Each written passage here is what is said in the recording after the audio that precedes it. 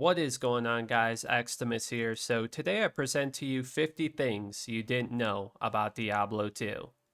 Number 1. The Hellhole Key. This key has quite an interesting inventory graphic, and it was probably used to open Chaos Sanctuary in Act 4, where the Diablo boss fight is. Blizzard never added the key to the final version of the game. It looks really cool, and it also fits the Diablo universe really well. It looks like we can also see the Soul Stone in Diablo's head on the key. Additionally, Diablo creator David Brevik has said that Act 4 was originally going to have 6 quests. This key was probably unfinished work for one of the 3 missing quests. Number 2. Path of Exile probably got their name from Diablo 2. Chris Wilson has said at GDC Diablo 2 was the best game ever and that he spent thousands of hours playing the game. Back in the mid-2000s, my co-founders and I had played a ton of Diablo 2, like thousands and thousands and thousands of hours. And as we, over time, tired of the game, we looked at other action RPGs that we wanted to try out. We tried out Dungeon Siege series and Titan Quest and so on. And we played those games too, and enjoyed them, but only for dozens of hours, rather than thousands of hours. And so this caused us to ask, why did we sink so much more time into Diablo 2? What was perfect? What made that game the best action RPG that had ever existed? And so we came up with a bunch of design pillars that we feel a perfect action RPG needs that some of the other games hadn't quite hit in all cases. The rune word Exile is actually called Exile's Path in the game files. There is also another reference to Path of Exile. If you open up your Diablo 2 Lord of Destruction game manual, it says, "Sorrow is a cruel companion to one who can afford few friends. In the Path of Exile attends this mournful spirit." And this may have been how Chris or Grinding Gear Games came up with the name Path of Exile. Number 3. Young Jamella. The Act 4 NPC Jamella that most players use to buy and sell items in Act 4 has a young version in the speech files. She is the only known NPC that has 2 versions of young and old. What do you need? Thank you. What do you need? Thank you. Number 4. The Beach Ball skill. During development of the game, character artist Michael Dashow put together artwork for the sorcerer skill, Frozen Orb. As a joke, he added the beach ball design to the orb. Programmer Ted Bisson wrote the code for the skill, and he walked into Michael's office confused as to why Frozen Orb was shooting out beach balls. Number 5. The $700 eBay bow. Probably one of the most expensive items ever sold for real money in Diablo 2 is this Bug Crusader bow from 2002. It has 6 to Druid skills, 344% magic find, 98% crushing blow, and more. The bow appeared on US West and sold for $700 on eBay. It was quite common back then to find players willing to pay high amounts of cash for items. Number 6. Mephisto Spirits. You can actually hit the evil force ghosts that randomly appear around Mephisto. This is a very rare shot showing a Necromancer's bone spear hitting the ghost. Number 7. The Battle.net town.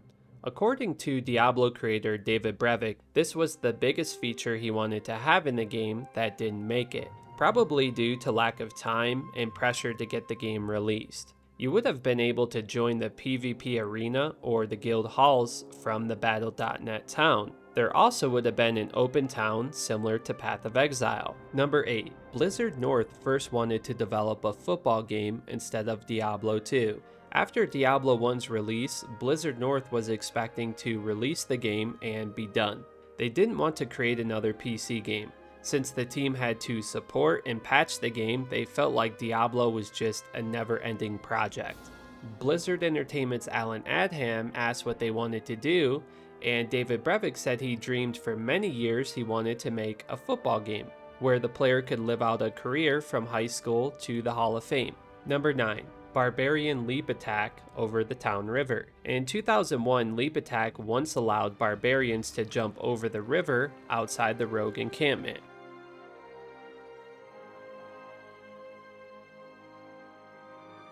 Number 10. Long ago, monsters used to come into town in Act 2, shown in this very rare screenshot from October 2000. Number 11. Pre-release Necromancers looked much different. This may be the only screenshot known in existence of what they first looked like.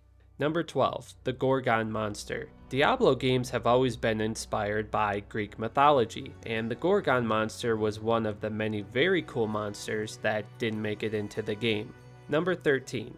As said in previous videos, the Druid was going to have an eagle shapeshift form. In this extremely rare piece of artwork, we have a possible look at what the form may have looked like. This was done by senior character artist Anthony RIVERO. He has also did concept and modeling work on Mephisto, giant mosquitoes, tentacle beasts, and the Death Maulers in Act 5. Number 14. Paladin Holy Outfit. This impressive Paladin outfit never made it to the final game. It may have been the default graphic for a Paladin that has on no armor. I personally think that this would have been a way better outfit with a Paladin with no armor than the current version of the game. Number 15. Candles. It is believed that candles were going to be an item for use in the game. Shown here is the official inventory artwork. Number 16. Ore Crystals. These colorful crystals were supposed to be used for item creation or upgrades. They are commonly used in the mod Median Exile as arcane shards to improve and craft items. Number 17. Flying Wand. A strange and oddly large spinning wand was never used in the game. It looks like this may have been created by background artist and character artist Alan Ackerman. He created 3D models of the Necromancer shields, and he also created the artwork for the game's inventory charms. Number 18. Spartan Helmets were a feature in Diablo 2's item graphics and character graphics for quite some time during alpha and beta. Number 19. Civerb set is a reference to Diablo creator David Brevik. It spells his name backwards, however with a C instead of a K. Number 20. The Malah Scroll Bug. The scroll of resistance you get that applies resistances after you rescue Anya would no longer give the bonus if you die. The character screen would always show that the resistance is there when it's not. You couldn't get the resistance back until you entered a new game. This bug wasn't fixed until 2017. Number 21.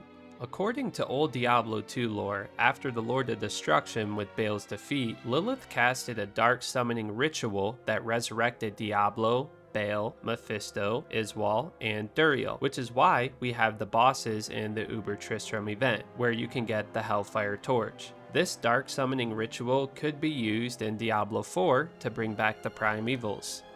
Number 22. Trapping Diablo in his own bone prison. This would happen when Diablo casts Bone Prison on your portal, and when he is charging around, he comes into contact with the prison. His AI would not attack the prison, so he would stay stuck there until you kill it or he finds a way off. Number 23. Shenk the Overseer is named after Phil Shenk, one of Diablo 2's character artists. You can follow him on Twitter here. He posts a lot of development history on Diablo 2. Number 24. Revived minions used to attack other players. Monsters that got revived from necromancers at times used to attack other players in town. Number 25. Flying Scimitar Boss. The flying scimitars that come out of chests are only normal monsters in Act 2. However, you can spawn one as a unique boss using the Monster Shrine. Number 26. Meteors used to blast out of the lava in the River of Flame, causing players to be killed by an evil force. This used to happen quite often to players if they had low health in the area. Number 27. Hydras are usually all connected in one animation. However, you can split them up from each other if you cast them on the stones that open the portal to Tristram. Number 28. Pull Duriel into Taurash's chamber. There is another bug with the Barbarian's leap attack, where you could open a portal in Taurash's chamber in a restricted area and kill Duriel without even being attacked. This would work similar to how the Mephisto trick works now. Number 29. If you adventure to the cathedral in Act 1, you can find the famous Bayeux Tapestry. The Bayeux Tapestry shows the events leading up to the Norman conquest of England. Number 30. Scrolls of Town Portal in your belt. Similar to using potions with your number keys, you can replace your potions with portal scrolls.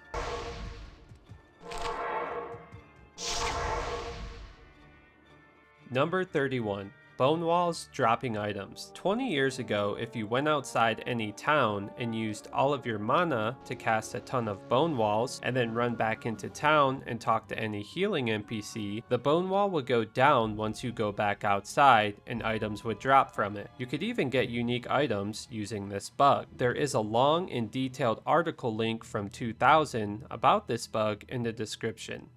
Number 32. ONDAL'S Almighty is a reference to the crowns of Silla. They were made in the Korean kingdom of Silla in the 5th to 7th centuries. South Korea has officially made some of the Silla crowns national treasures.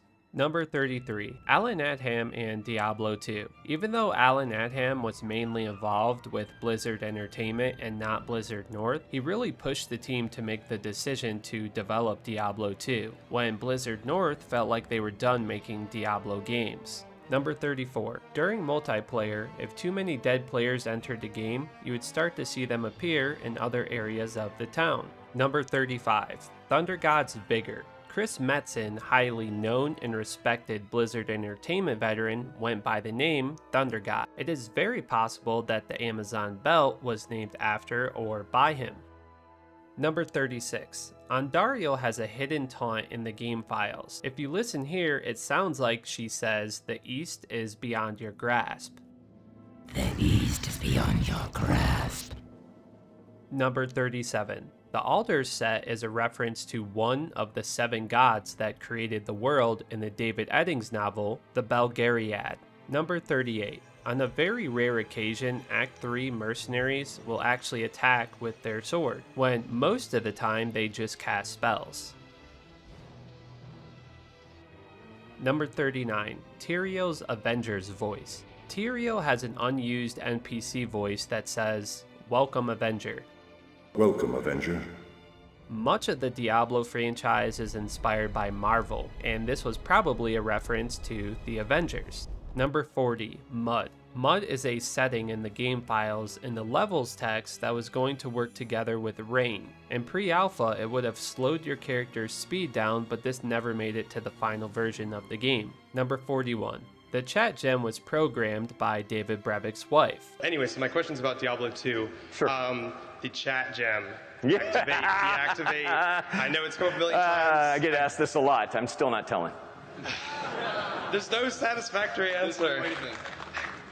My wife programmed it, and it's not, I'm never going to tell you what it is. Sorry, it's hers to tell. All right, thank you. Number 42. The Tome of Talrasha. If you look at the glowing symbols by the summoner, the true Tome of Talrasha entrance is the symbol that is not showing.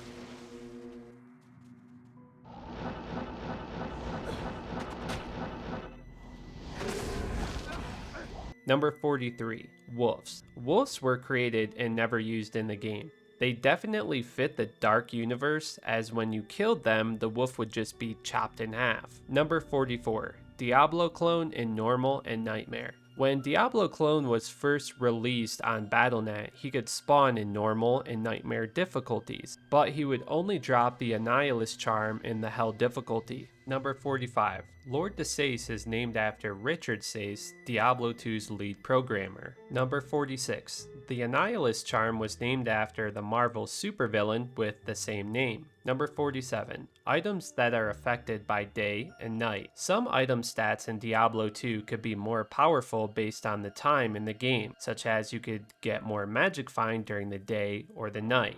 You can apply this by modding the game. Number 48. The unique Gothic staff Warp Spear has a few hidden bonuses. It seems like Blizzard North would put asterisk symbols in the unique item files. They would put these symbols on unique item bonuses that they probably decided to not have in the game. The Warp Spear, similar to the Oculus, was going to have a 50% chance to cast Teleport on striking and a 25% chance to cast Teleport when getting struck. Number 49. SCHAEFER'S Hammer. SCHAEFER'S Hammer is a reference to Max Schaefer, who is one of the creators of the Diablo franchise and Blizzard North. Number 50. hidden cheat in Diablo 2. A new character can spawn in any act along with its level being set to a certain amount based on the act that you choose. If you right click on your Diablo 2 desktop icon and go to Properties, Shortcut, and in the target location at the far right, you add a space minus Act 5 or whatever act you choose, apply that and create a new character, and it will spawn that character in the act that you choose along with a set level for that act.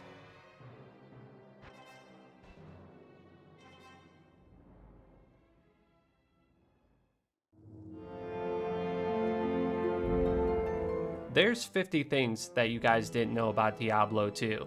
Make sure you guys subscribe and hit the bell button if you want to get notified when I upload new Diablo 2 videos. I love you guys so much, and thanks for watching.